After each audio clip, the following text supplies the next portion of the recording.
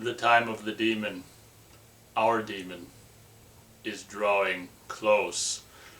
Hello, huge movie fanatic Nate, stopping on by. This time I'm coming at you to review the movie from, I believe, there's all kinds of different years out there on the worldwide internet. I believe this is from 1979. I'm coming at you to review the classic, kind of unknown horror flick by the name of The Demon, and as I said, I think it's from 1979, starring Cameron Mitchell and Jennifer Holmes. Now, it should be said that, Cameron Mitchell is kind of like Donald Pleasance in Halloween, an aging actor who's been in, more high-profile things when he was younger. Now, being, having a few bit parts in a movie and being called the star or whatever. Incidentally, I was never, never knew much about Cameron Mitchell. The first thing I think I saw him in back when I was a teenager was Toolbox Murders, of course, and then this, and then it just, recently, I think sometime within this past year, I actually saw a James Cagney movie, and I think he was in it, and I was like, holy shit, Cameron Mitchell was on the screen with James Cagney. That's pretty cool.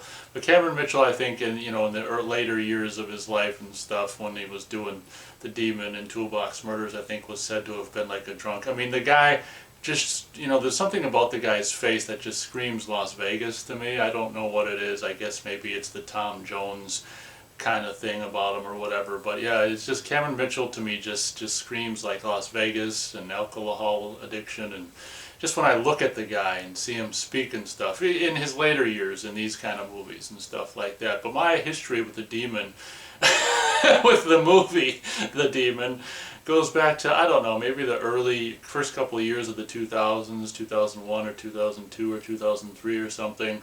Back, as I said, in so many of these reviews, Video Update at the time, I think, was purging a lot of their VHS and stuff, and I think was, doing 20 tapes for $10, stuff like that. So I think my first time I ever saw The Demon was I got this on one of the Video Updates purging of VHS sales, the original Thorn EMI video release of The Demon, which was kind of exciting. It's kind of interesting. It's like the clamshell. The thing about Thorn EMI is I think some of their first releases were in these clamshells, but they were actually came out. They were actually distributed in the clamshells. It's not like the video store cut down the normal paper sleeve to fit in here. This is how Thorn EMI put out the tapes. And then I think later, this is probably like the early 80s, and then maybe mid to late 80s, they'd ditch the plastic, the plastic clamshell thing and go with the conventional cardboard sleeve. It probably cost less to do that. But at any rate, this is the, from what I know, the original Thorn EMI VHS of The Demon, and the first time, obviously you just blind bought it. And the first time I had seen The Demon. So that's kind of cool. Then, of course, after I saw it and liked it, I came across this, dated 2000, copyright 2000, by Diamond Entertainment. Diamond was doing a lot of these, basically VHS to DVD transfers of, like, I don't know if this is like public domain or I don't know, but I think I got a DVD that they put out of Pieces as well, which probably was the first time Pieces was on DVD in North America. But The Demon here on Diamond, I don't imagine that that Diamond Entertainment is still in existence, but you just, this DVD being from the year 2000, you gotta love the back here. Full-length feature film. These are like the quote-unquote features. Fully restored and enhanced digital masters, which is basically just BS because it's VHS to DVD. Chapters, direct scene access, go straight to your favorite scenes. I think there's 4 chapters on this DVD. Original graphics, interactive menus, and biography. But it looks like there's, at a glance there, it looks like there's all kinds of special features, and it's basically all just a bunch of nonsense. But I just revisited this movie recently. I watched this DVD, and the DVD gets the job done. Obviously, it'd be nice to have an Arrow Video Blu-ray of The Demon. As a matter of fact, that would be really nice if that would happen. A very, very obscure title that I was hoping Arrow would do by the name of The Slayer. They ended up doing. So with any luck, at some point Arrow Video will get a hold of and grace us with a Blu-ray presentation of The Demon. So the premise of this movie is at the very beginning, a young girl gets kidnapped. Mom gets all like tied up and with a baggie over her head and onto a chair or something like that, and some teenage girl gets kidnapped or something by this bulky guy in a leather coat. We never really get a good look at his face, but the one cool thing about the movie is, at least not for a while, I don't know, it's confusing because for the first, I don't know, 2/3 of the movie, it doesn't look like he's wearing a mask or anything, but then later on it looks like he's washing some mask up. So I don't know if he's supposed to be wearing this mask at all times. I don't know. We never see his face very well either way, which is kind of cool to not, this is a year after Halloween, of course, and it should be said that, there's several, blatant, it's kind of like a rip-off of Halloween or inspired by Halloween. There's several instances of this movie that are very much like Halloween and stuff like that, where the chick looks out to see, the lurker just standing there or whatever. But the way they do it's kind of cool, where it looks like there's like a smudge on the window right where his face is and stuff like that. I'd even go so far as to say that there are instances in this movie that actually are a little more creative than Halloween. It's funny how you've got Halloween, and then in my opinion some of the movies like Friday the 13th, or maybe even in this case The Demon, that would come along in the following years to kind of capitalize on the success and or rip off Halloween, have elements that actually surpass Halloween, and make Halloween look more sloppy and kindergartenish, if you will. A lot of Halloween fans would probably kick my ass for saying that or whatever. So, but that's a whole nother story. But yeah, there's elements of this movie that are really kind of done well and really creepy. The music is really creepy, and it's almost got a, I mean, let's face it, it's not The Exorcist, but it leans towards The Exorcist for having like an all-around kind of creepy feel to this movies. The Demon is really kind of a creepy movie. So basically what ends up happening is the teenage daughter gets kidnapped, and these people,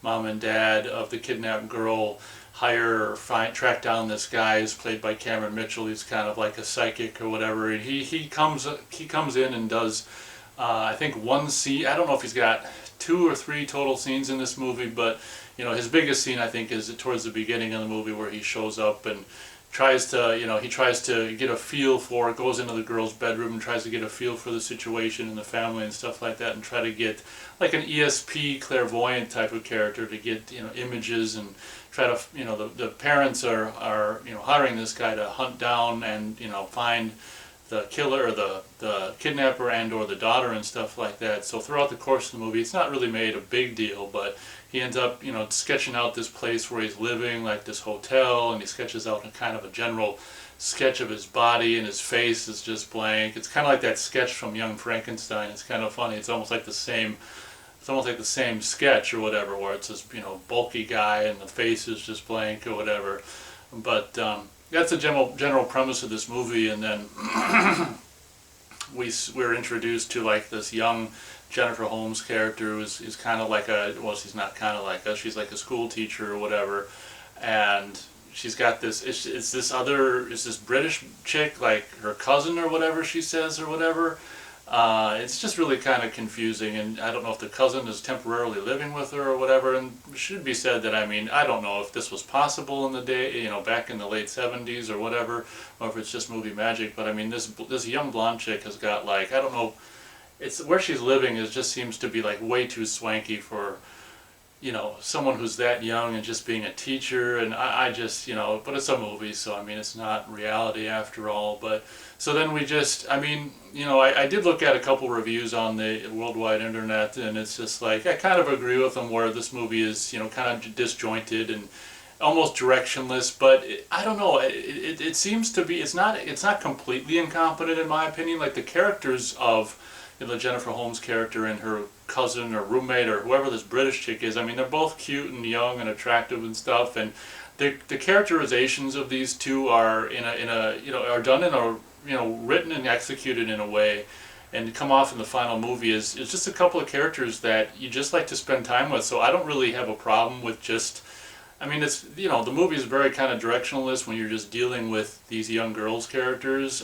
There's this, you know, it goes off to, I think you almost spend more time with the British talking, you know, accent talking quote unquote cousin or roommate than you do with the blonde chick throughout the majority of the movie, where she's, you know, going on a date with this rich guy, and, you know, he's bringing her home to his apartment, and she's, you know, it's like cat and mouse, and it's just like, this has nothing to do with the movie, but I mean, the scenes are kind of, let's face it, the scenes are kind of cute and quaint, and just, it's almost like, you know, kind of voyeurism, you know, it's almost like they're so well done, that this date and bringing her home to the apartment and this and that, I mean, it's almost like you kind of feel like embarrassed or something, or guilty for eavesdropping on these people's, you know, private situation or whatever.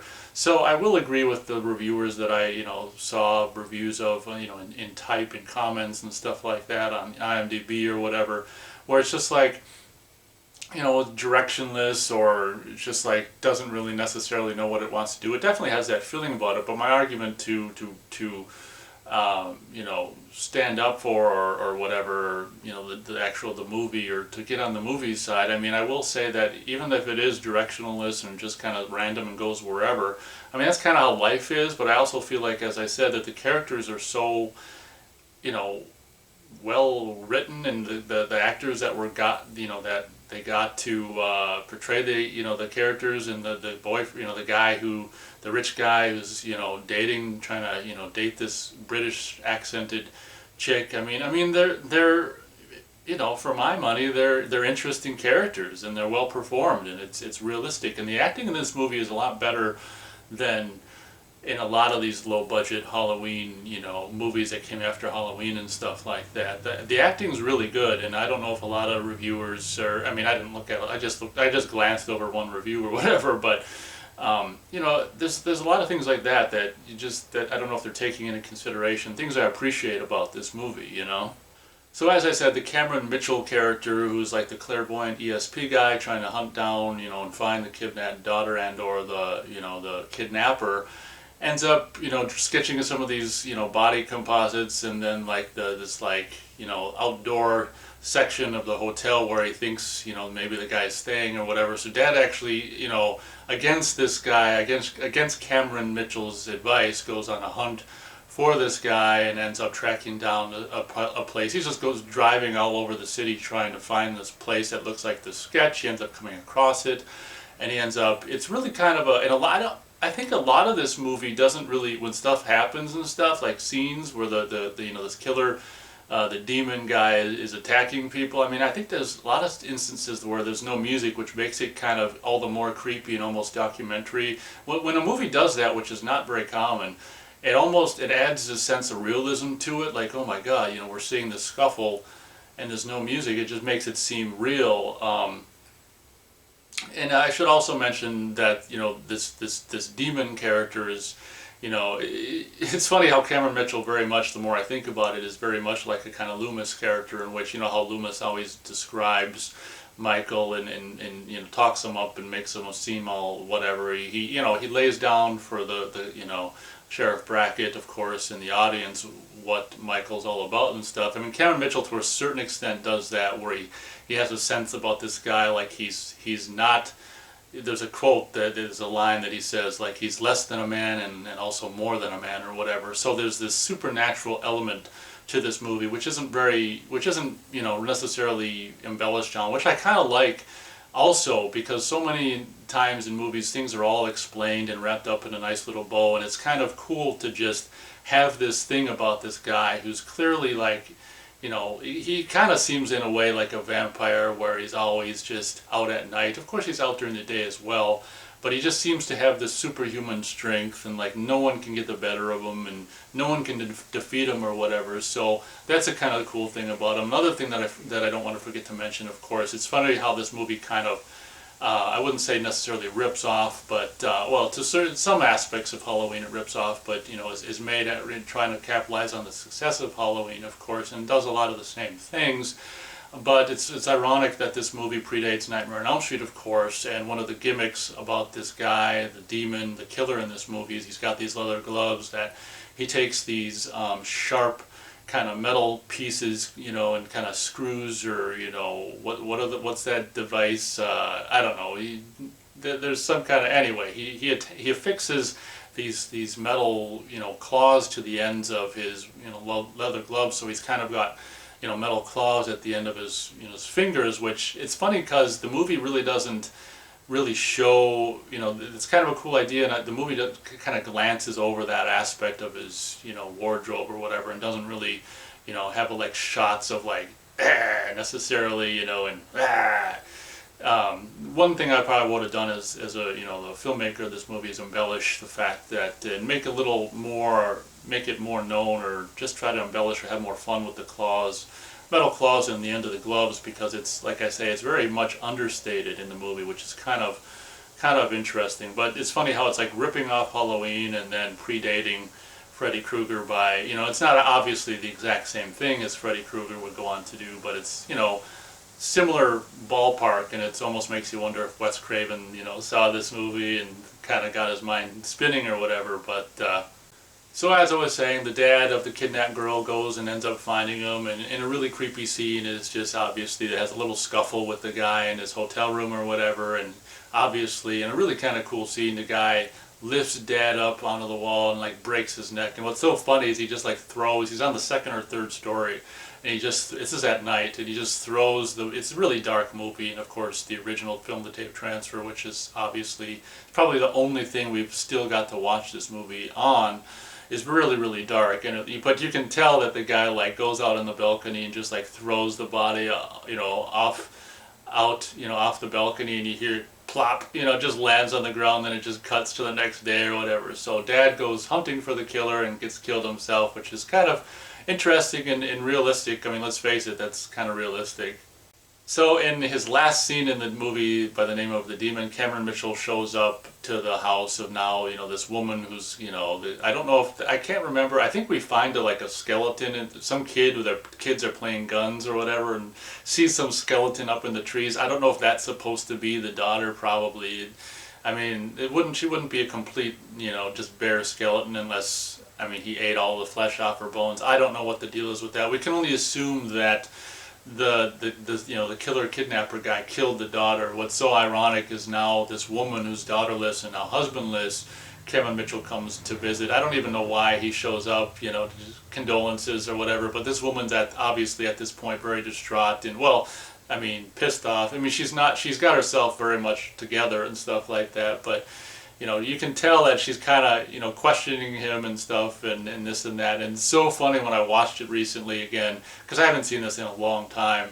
It's really funny how she she's like, there's one thing you probably didn't see in your, clairvoyantness or whatever, and she pulls out a gun out of the cupboard and points it at him and shoots Cameron Mitchell like almost just smack dead center in the head. And what's so stupid is Cameron Mitchell like turns around towards camera and like in a William Shatner kind of there's this red hole in his head, and he's like, and it's kind of like, I think if you get shot in the head, like you're just gone and you just drop to the ground. And it's just so funny how he's just doing this like it's reacting to being shot point blank in the head, almost between the eyes or whatever, and then just thumps down on the chair or whatever. But there's this, I just laughed. I just laughed at that when I rewatched this, and I probably have the same reaction probably every time I've seen it. That's just, one of the things about this movie, which is so realistic, and so much of what it does is just so fake, and I just feel like it's completely out of place. I'm like, what the fuck is with that moment? Like, everything else is so well done. A lot of everything else is so well done. What the hell is the deal with that? So I guess basically the last third of this movie revolves around, I guess, it's so funny how it's almost like, almost a romantic comedy / horror movie at the same time. Like, I guess I wouldn't call it comedy, but there's this, like I say, throughout the majority of, I don't know, the middle part to the end of the movie, it deals a lot with this roommate, this British brunette roommate who's dating this one guy and getting into bed with this one guy and getting closer to this one guy, and he ends up like proposing to her, which is just like so goofy, because I don't know if it's date 2 or 3 or whatever. But so there's this thing where the brunette, the British accent chick, wants to use the the blonde is Jennifer Holmes wants to use the place for the date. She wants to make this guy dinner. So Jennifer Holmes goes out on a date with her boyfriend and you know, promises to stay out until, I don't know, 2 or 3 or whatever. And I think the British accent chick is supposed to have the, you know, her guy out before then, so when she comes home it's, you know, there's no guys in the house or whatever. It's just kind of an interesting plot point about the end, you know, the last third of this movie. And of course the guy, you know, after the date or whatever, the guy gets into his car and gets killed by the killer guy. And this, you know, another thing that kind of rips off Halloween about this movie is, you know, for no, you know, just for some inexplicable reason, the demon guy is just drawn to the Jennifer Holmes character, much like with Michael and Laurie Strode and stuff. So at the end of the movie, of course, he, you know, is basically stalking around her place and goes into her place and kills the guy in the car, the boyfriend, as he's leaving. And I don't really remember if there's any on-screen. Yeah, yeah. I think there's a knock at the door, and the British-speaking chick, accent chick, you know, just opens it, thinking it's the boyfriend, lets the demon guy in and stuff like that. And he ends up, I guess, killing her. I don't know if he kills her on camera or not, but anyway, the blonde will come home to, you know, to find, you know, like the bedroom door closed, and she thinks that they're still in there or whatever, and she's going to take a bath. And then the end part of this movie, ever since I first saw it and still having revisited it just recently again, is really, in my opinion, it's really kind of cool. Not to make it seem like it's just big huge thing, but it's just this really understated, really kind of creepy. And again, I don't think there's really any music during this scene, but it's just really kind of creepy because as the audience member, you know what's happened in the house, like, you know, and she's going, it's a classic situation of like, don't go in there, you know, don't take your clothes. Well, I wasn't saying that. I was more like saying, take your clothes off and don't take a bath because, you know, there's a killer in there or whatever.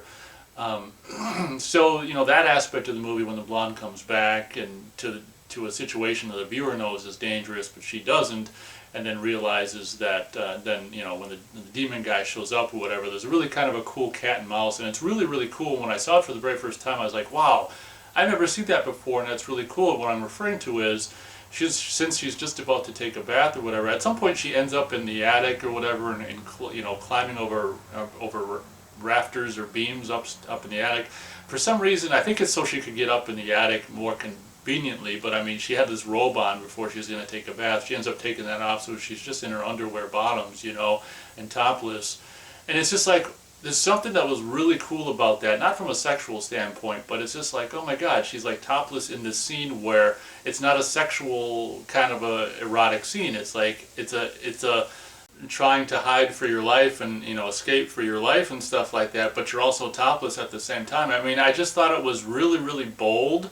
And it's funny because as a heterosexual male viewer, I mean, she's topless, but you're really not really paying attention to that in a sexual way because you're like, oh my gosh, her life is on the line. And it was really, really cool about the end of this movie, where this chick, I mean, you could, I guess some, you know, women or whatever could say it was just, you know, exploitation of women, but to me it's almost like, I don't know if I'd even see it that way. It's because, you know, it's not a sexual scene. I've always liked that about this movie. And of course, you know, just her being topless and for a part of the cat and mouse scene where she's you know, trying to escape through the roof or whatever, and he comes up and pulls her down, and they come crashing through the, you know, the sheetrock on the ceiling or whatever onto the, she lands on the bed, he lands on the ground, and there's this cool thing where she does this kind of Wes Craven little trap in the bathroom where she puts, you know, shampoo all over the floor and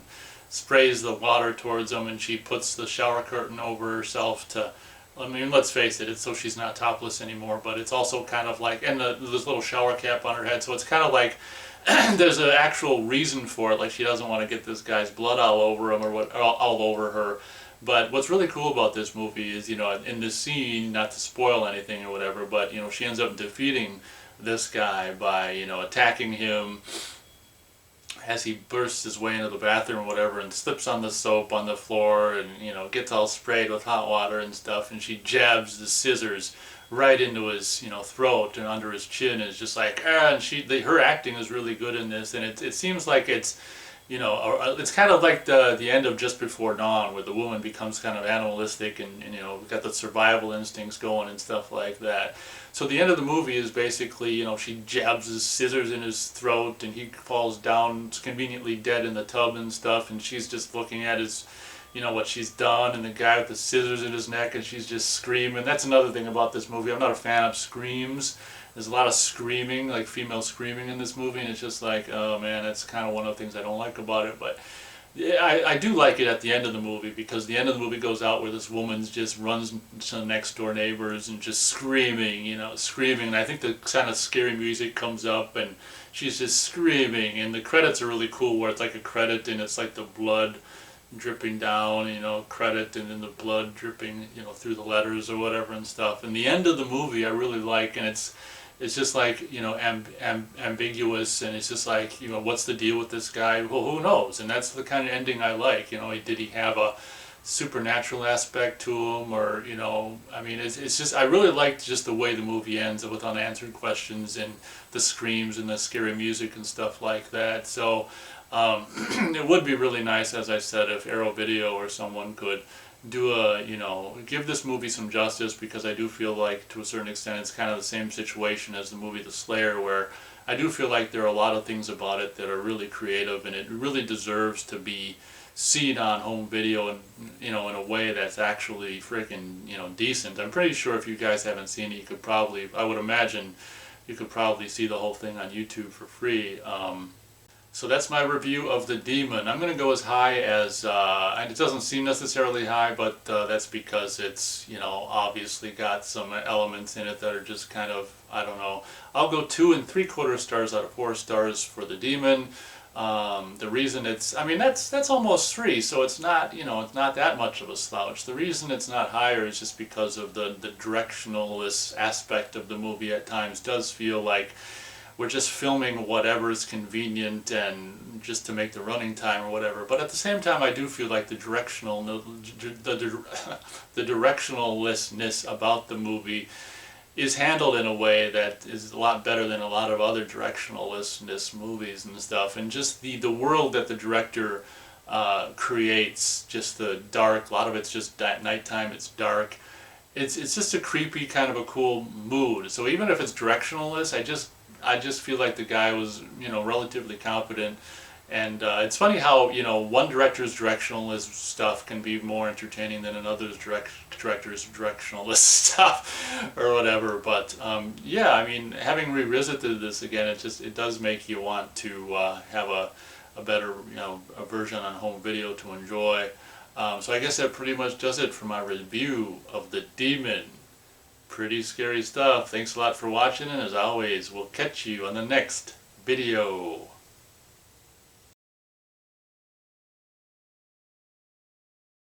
Don't throw your trash in my backyard, my backyard, my backyard. Don't throw your trash in my backyard, my backyard's full.